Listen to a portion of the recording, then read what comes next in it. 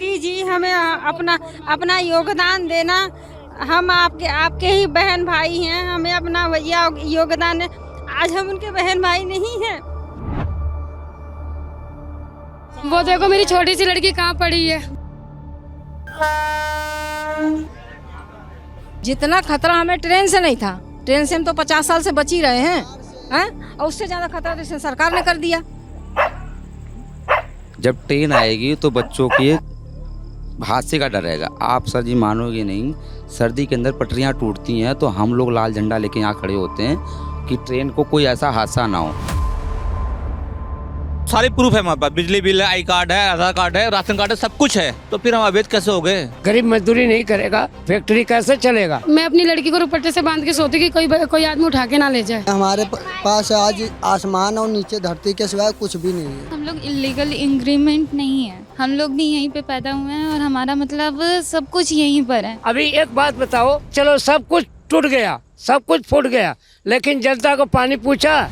अरे सब दुखवा दे दा मोदी, आ जरावा मतिया गिन में दर्द बड़ा होला, जहर लेके दे दो दर्द बड़ा होला।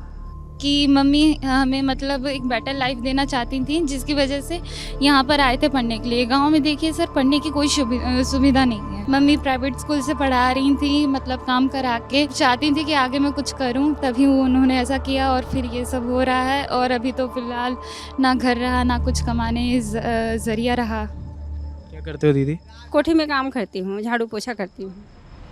250-300 रुपया कमाता हूँ, खाने भर के होता है, उसमें बच्चों को भी खिलाता हूँ, अपने भी खाता हूँ। मगर सर बहुत स्थिति हमारे लोगों की खराब है, सबको रोना आ रहा है, बस आंखों में आंसू हैं सबके। कह रहे वोट हमारा तो अवैध था और अब हम अवैध हो गए, तो हम पाकिस्तानी तो है नहीं कि अवैध हो गए। बीजेपी को वोट देना है, बीजेपी को वोट देना है, तो सबने माना है और सबने दिया है। तो आज वो उस टाइम अवैध नहीं थी, आज अवैध हो गई। क्या बनना चाहते हो? सीएम। बीते दिनों दिल्ली के वजीरपुर रेलवे लाइन के आसपास जो झुग्गियां थी उन पर बुलडोज़र एक्शन हुआ। सरकार का तर्क था कि ये झुग्गियां अवैध हैं और रेलवे लाइन के आसपास हैं, तो इनकी सुरक्षा के मद्देनज़र इन्हें यहाँ से हटाया जा रहा है। साथ में ये भी कहा गया कि ये रेलवे लाइन के आसपास हैं, जिसकी वजह से रेलवे सिग्नल को देखने में दिक्कत होती है। इससे इतर लोगों का कहना है हमें यहाँ से हटाया तो जा रहा है, लेकिन सरकार की तरफ से हमें ये नहीं बताया जा रहा है कि हम यहाँ से जाएँ कहाँ, क्योंकि हमारी आमदनी इतनी ज़्यादा नहीं है कि हम यहाँ से कहीं और जाएँ और किराए का मकान लेकर रह सकें। तो हम वजीरपुर गए, हमने लोगों से बात करी और लोगों ने सरकार से क्या मांग करी है उसको मिलाकर हमने ये रिपोर्ट तैयार की। इस वक्त हम दिल्ली के वजीरपुर हैं, जहां बीते 3 दिन से लगातार डिमोलिशन ड्राइव चल रहा था, बुलडोज़र एक्शन हो रहा था। तो दिन की तस्वीर तमाम लोगों ने आपको दिखाई। हमारी कोशिश थी कि हम दिन से रात तक रुकें और ये दिखाएं कि इन लोगों की रात कैसी बीत रही है जब इनके सर पर इनकी छत नहीं है। क्या नाम है भाई? सर मोहम्मद हाशिम नाम है मेरा। आप जब ये बुलडोज़र एक्शन हो रहा था तो आप यहाँ पर मौजूद? सर बिल्कुल, आपका बहुत बहुत धन्यवाद। आप रात में हमारे लिए आए कि पब्लिक का दर्द समझा आपने। आप रात में आए 10 बजे 11 बजे जो भी टाइम हो रहा है, 10:30 का टाइम हो रहा है, ठीक है। एक्चुअली क्या है, अगर सरकार को तोड़ना ही था, 50 साल 70 साल से ये रेलवे चल रही थी, सबको रडार नहीं दिखी, एक्सीडेंट कोई नहीं हुआ इस रोड पे, हमारे कोई ट्रेन नहीं पलटी हमारी। करीबन 30 साल 25 साल पहले ट्रेन वहाँ पलटी थी लाल बत्ती पे, शायद हम जब छोटे थे तब की बात है। मोदी जी का कहना था जहाँ झुग्गी वही मकान, तुड़वा दी, ना मकान ना झुग्गी। आगे रोड पे बरसात हो जाएगी, हम कहाँ जाएंगे अब, ये बताओ। दिन रात इसी पे गुजरती है आप लोग? कभी इस पे गुजर जाते, कभी नीचे फर्श पे सोते हैं। कौन कौन है घर में? है मम्मी पापा भाई बहन सभी यही है। बताओ सर, ये छोटे छोटे बच्चे हैं। मेरे 3 दोस्तों ने मई में शादी की थी, 3 दोस्तों ने मई में शादी की थी। एक मेरी माँ बैठी हुई है, इनका लड़का शादी किया था मई में। एक मेरा दोस्त है इधर रहता है, उनका लड़का शादी किया था अभी। मेरे छोटे भाई हैं, 3 हो गए सने। एक मेरा इधर बित्तन दोस्त है मेरा, उसने शादी की थी मई में। उनके पास रहने की जगह नहीं है, उनका घर तोड़ दिया गया। नई शादी की थी उन बच्चों ने, उनको पता झुग्गियाँ टूट जाएंगी।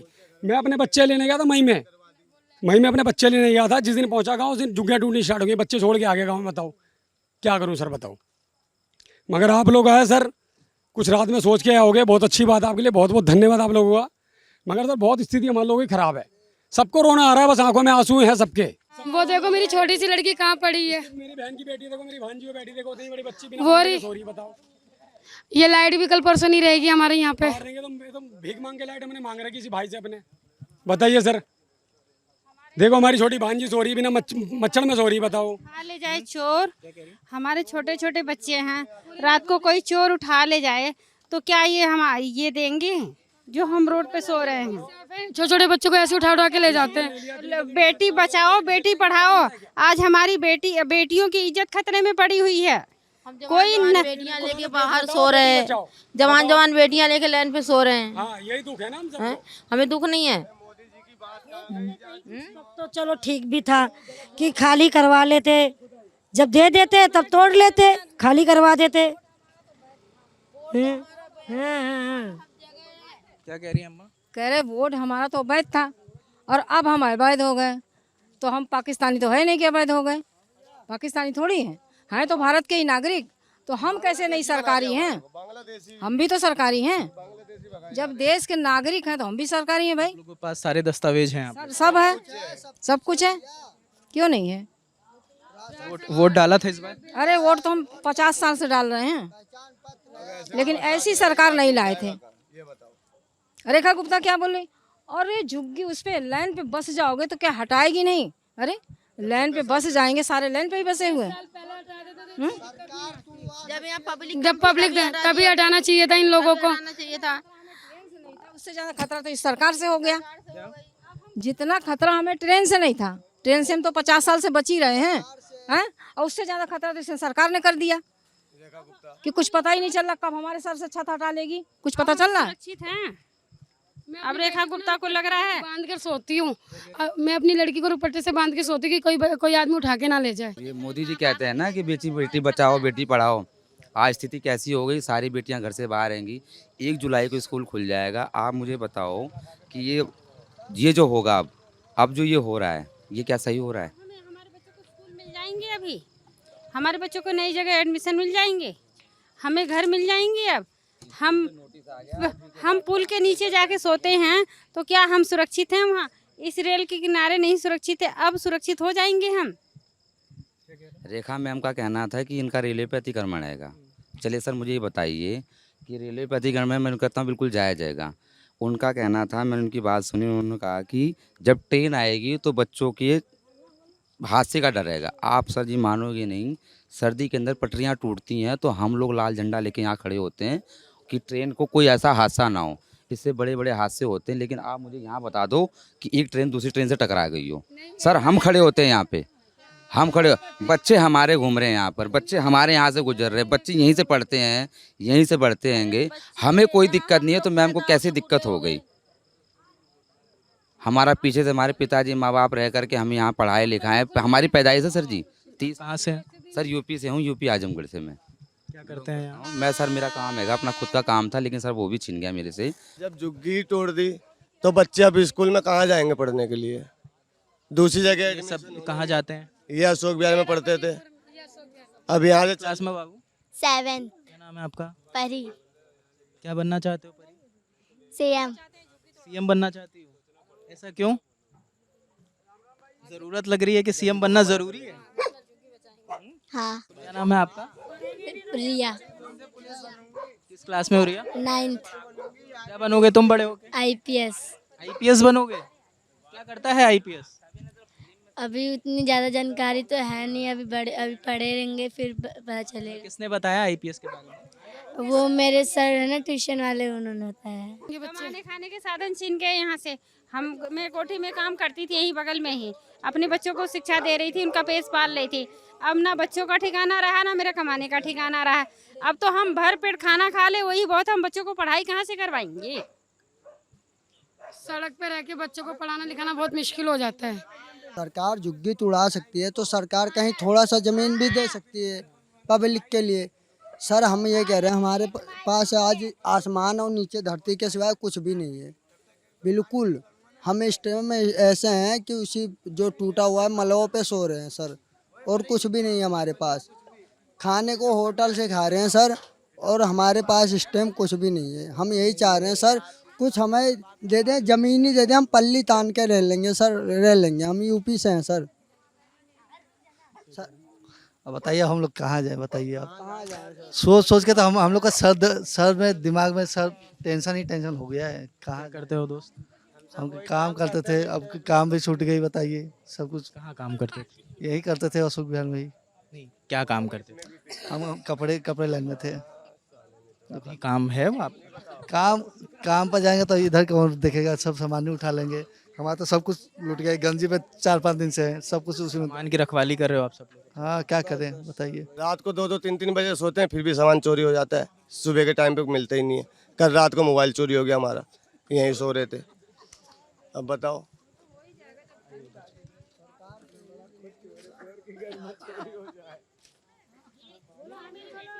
हाँ, इसका 15 तारीख को पेपर है। अब ये बताओ, अब इस हालात में मेरी बेटी के पेपर कैसे अच्छे जाएंगे? अब ये 12th में है। मैंने 12th पास करी अभी मैंने, और कंपार्टमेंट नहीं, मुझे मतलब दोबारा से क्या बोलते एग्जाम देना पड़ेगा? एग्ज़ाम देना था। क्यों? अच्छा, कुछ नंबर कम थे? फिजिक्स में मेरे कम मार्क्स आए थे, मुझे नीट का एग्ज़ाम देना है। आप इस बार नीट दे रहे हो? हाँ, नहीं इस बार नहीं दिया, मुझे अगले साल नीट देना था। मुझे मतलब नीट क्लियर करके MBBS करना था, और ये सब हो गया इस समय। कहाँ से पढ़ाई कर रहे हो आप? मेरा प्राइवेट स्कूल है, गुरु अंगद पब्लिक स्कूल। क्या नाम है आपका? प्राइवेट स्कूल, मेरा नाम श्रेया है। मम्मी प्राइवेट स्कूल से पढ़ा रही थी, मतलब काम करा के, और मतलब चाहती थी कि आगे मैं कुछ करूं, तभी उन्होंने ऐसा किया, और फिर ये सब हो रहा है। और अभी तो फ़िलहाल ना घर रहा, ना कुछ कमाने ज़रिया रहा। कोठी में काम करके मैंने अपने पुराने कपड़े मैंने पहने, अपनी बेटी को सारे खर्चा किया अपनी बेटी की पढ़ाई में। आज मेरी बेटी इस रोड पे आके खड़ी है। मेरी बेटी कैसे 15 तारीख को पेपर देगी? कोई ठिकाना नहीं। मैं 5 दिन से मैं यहाँ पे हूँ, मेरे रहने के एक ठिकाना नहीं है मेरे पास। और कौन है दीदी घर पे? मेरी माँ है वो, और मैं हूँ। हम दोनों प्राइवेट स्कूल से पढ़े हैं, और मम्मी ने मतलब हर महीने 5-5 हज़ार रुपए की। मेरे पति तलाक दे दिए हैं मुझे। आज से 15 साल पहले ही मुझे छोड़ दिया था मेरे पति ने। ही सबका पालन पोषण आप मैं अपने बच्चों का पालन पोषण कर रही थी, उनको अच्छे से शिक्षा दे रही थी कि कम से कम मेरे पति मेरे बच्चे कम से कम चोर और डाकू और बेईमानी ना करे, अच्छी शिक्षा पाके अच्छे इंसान बने। क्या करते हो दीदी? कोठी में काम करती हूँ, झाड़ू पोछा करती हूँ। कितने घरों में? 3 घरों में। कि हम भी मतलब जैसे कि देश की इकोनॉमी में थोड़ा हम भी योगदान करते हैं। हम भी मतलब जब सामान खरीदते हैं, कुछ करते हैं, तो हम भी मतलब टैक्स पे करते हैं। तो हमें भी तो सर मतलब कुछ सुविधा मिलनी चाहिए, उस टैक्स का मतलब कुछ मिलना चाहिए। ये नहीं है कि हम मांग रहे, हमें घर दे दीजिए, हम काम करके आपको पैसे दे देंगे, आप बस हमें जगह दे दीजिए। पैसे देने के लिए तो सब तैयार हैं, काम करके, बस इतना ही।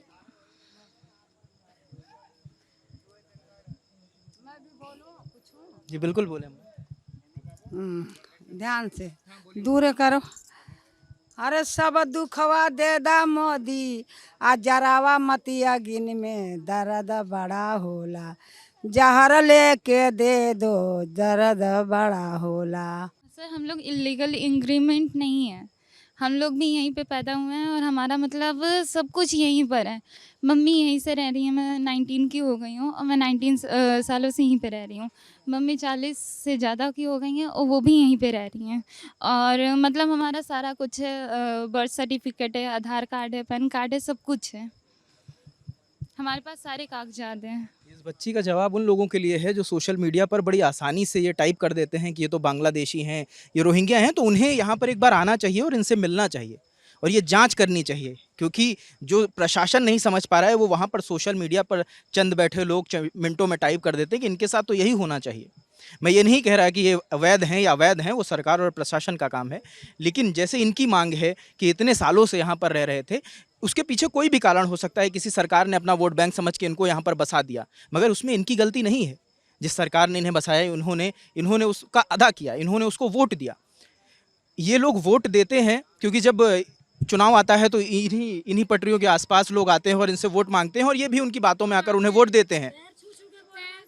हाँ पैर छू छू के भी वोट मांगते हैं, हाथ जोड़ जोड़ के भी। दीदी जी हमें अपना अपना योगदान देना। हम आपके ही बहन भाई हैं, हमें अपना योगदान है। आज हम उनके बहन भाई नहीं हैं। आज उनको सब कुछ मिल गया है तो आज हम उनके लिए कुछ भी नहीं। हाथ में पावर आ गई तो हम उनके भाई बहन नहीं रह गए आज। एजुकेशन की वजह से आए थे, क्योंकि मम्मी हमें मतलब एक बेटर लाइफ देना चाहती थी, जिसकी वजह से यहाँ पर आए थे पढ़ने के लिए। गांव में देखिए सर, पढ़ने की कोई सुविधा नहीं है। वहाँ पे ना अच्छे से एजुकेशन है ना कुछ है। तो यहाँ पे भी सरकारी स्कूल में एजुकेशन उतनी अच्छी नहीं है। मम्मी यहाँ पर आई, उन्होंने प्राइवेट स्कूल में हमें पढ़ाया लिखाया ताकि हम मतलब इस ज़िंदगी से आगे बढ़ सकें और कुछ अच्छा कर सकें। ये एक तरह से ये आप इसको इस तरह से भी समझ सकते हैं कि ये कितनी बड़ी बात है कि एक माँ जो अपने पति से सेपरेट होकर यहाँ रह रही है, वो झुग्गी में रहती है, वो जाके कोठियों में काम करती है, लेकिन उसका सपना है कि वो अपनी बच्ची को बेहतर शिक्षा दे सके। वो बच्ची जो झुग्गी में रहती है, उसका सपना है कि वो नीट क्लियर करेगी और वो MBBS बनेगी और एक अच्छी डॉक्टर बनेगी कि लोगों को बेहतर इलाज मुहैया कराया जा सके। तो सरकार को ये भी सुनना चाहिए। ये कहना बड़ा आसान है, और सुरक्षा की बात बिल्कुल सुरक्षित होने चाहिए। इनकी सुरक्षा के लिए आपको काम करना चाहिए, मगर ये भी आपको जवाब देना होगा कि ये लोग जाएंगे कहाँ। किसी ने भी बसाया हो, किसी भी सरकार ने बसाया हो, लेकिन आपको इन्होंने वोट देकर आपकी इन्होंने सरकार बनाई है, तो उसकी जवाबदेही तो बननी पड़ेगी, जवाबदेही तो देनी पड़ेगी।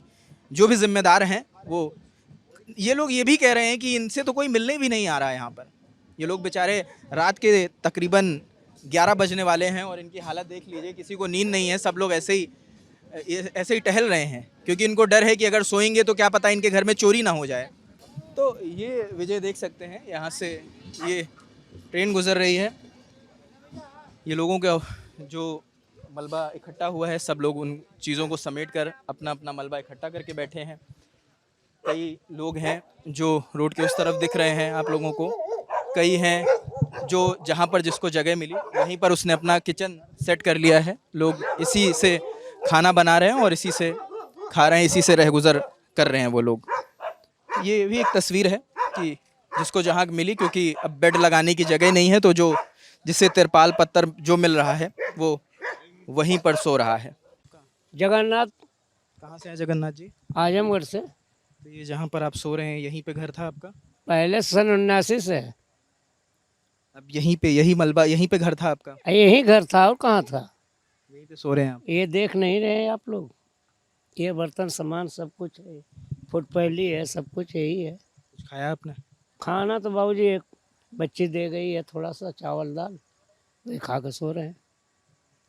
बोलने वाले दे गए हैं क्या? हाँ, कोई दे गया है। ये 60 साल से ऊपर उम्र है, न पेंसिल है न कुछ है, यहाँ अकेले हैं। घर वालों को बताया कि ये सब हो गया है? हाँ, घर वाले को बताया, कह रहे कि बाबू आ जाओ। मैं कहा कहाँ से आ जाऊँ, पैसे नहीं है तो कहाँ से आऊँ। यहाँ क्या करते थे दादा? मंडी में काम करता हूँ, पेटी ठोकता हूँ, कील ठोकता हूँ, यही काम करता हूँ पर उठ कर। 250-300 रुपया कमाता हूँ, खाने भर के होता है, उसमें बच्चों को भी खिलाता हूँ, अपने भी खाता हूँ। अभी एक बात बताओ, चलो सब कुछ टूट गया, सब कुछ फूट गया, लेकिन जनता को पानी पूछा? गरीब मजदूरी नहीं करेगा, फैक्ट्री कैसे चलेगा? आज हम कल को यहाँ पे गुजारा था तो यहाँ पे कर लेते थे कम पैसे में। कम पैसे में।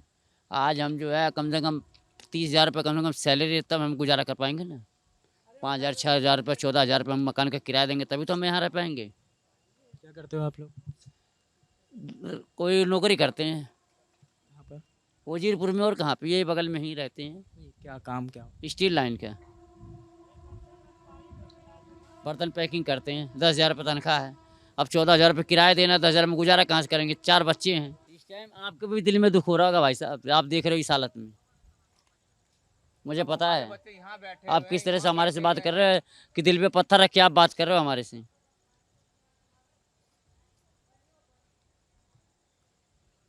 परेशान मत होइए। आज यहाँ मच्छर काट रहे हैं, मक्खी काट रही है, हम किस तरह रह रहे हैं, किस तरह नहीं रह रहे हैं, हमें पता है ना इस चीज़ को। ड्यूटी खत्म हो गया, आप घर चले जाएंगे, लेकिन हम तो यहीं पे तो रहेंगे ना। कोई रात बाहर रहेंगे, मच्छर काट लेंगे, हमें काटेंगे, हमारे बच्चों को काटेंगे। ठीक है, 50 साल से अगर हम यहाँ पे रह रहे हैं, हमारे पास पूरी प्रूफ है। जो प्रूफ ढूंढे सब सारे प्रूफ है हमारे पास। बिजली बिल है, आई कार्ड है, आधार कार्ड है, राशन कार्ड है, सब कुछ है। तो फिर हम अवैध कैसे हो गए? अवैध कैसे हो गया? अगर आज अवैध हो गया तो आज से 40 साल पहले गवर्नमेंट कहाँ थी? 50 साल पहले गवर्नमेंट कहाँ थी ये? और बीजेपी के नेता के यहाँ पे सो रहे थे, रात भर यहाँ सो रहे थे कि भाई बीजेपी को वोट देना है, बीजेपी को वोट देना है, तो सबने माना है और सबने दिया है। तो आज वो उस टाइम अवैध नहीं थी, आज अवैध हो गई जीतने के बाद। रात के 11 बज रहे हैं। जाते जाते बस एक बात कहेंगे कि यहाँ से हम तो चले जाएंगे, हम अपने अपने घरों में चले जाएंगे, लेकिन ये लोग यहाँ से कब जाएंगे ये नहीं पता। और ये भी नहीं पता कि आखिर यहाँ से जाएंगे तो ये कहाँ जाएंगे, क्योंकि इनके पास जिस अवस्था में ये लोग रह रहे हैं, इनके पास इतना पैसा नहीं है कि ये कहीं जाकर किराए पर रह सकें, क्योंकि आसपास ही इनका रोज़गार है। यहीं पर कोई पल्लेदारी करता है, कोई किसी कोठी में जाकर काम करता है। तो ये सवाल मैं आपके लिए छोड़ता हूँ कि ये लोग जाएं कहाँ। सरकार के लिए भी यही सवाल है कि अगर इन्हें यहाँ से हटाना है तो वो ये ज़रूर इन लोगों को जवाब दे दें कि ये लोग आखिर कहाँ जाएंगे, इनके लिए कोई व्यवस्था है या नहीं है। अगर ये लोग अपात्र हैं, क्योंकि सभी लोग कह रहे हैं उनके पास वोटर ID है, सभी लोग कह रहे हैं कि उनके पास राशन कार्ड है, तो ये लोग कहाँ जाएँ? क्या इनके लिए कोई कैंप लगाया जाएगा, कोई टेंट या कुछ व्यवस्था करी जाएगी, सरकार कोई व्यवस्था करेगी, या ये लोग कितने दिन इन्हीं पटरियों के सामने इस मलबे के ऊपर सोते रहेंगे? ये सवाल हैं, जवाब तलाश रहे हैं, मिलेंगे तो आप तक लेकर आएंगे। कैमरे के पीछे विजय हैं, मेरा नाम रजत है, देखते रहिए लल्लन टॉप। शुक्रिया।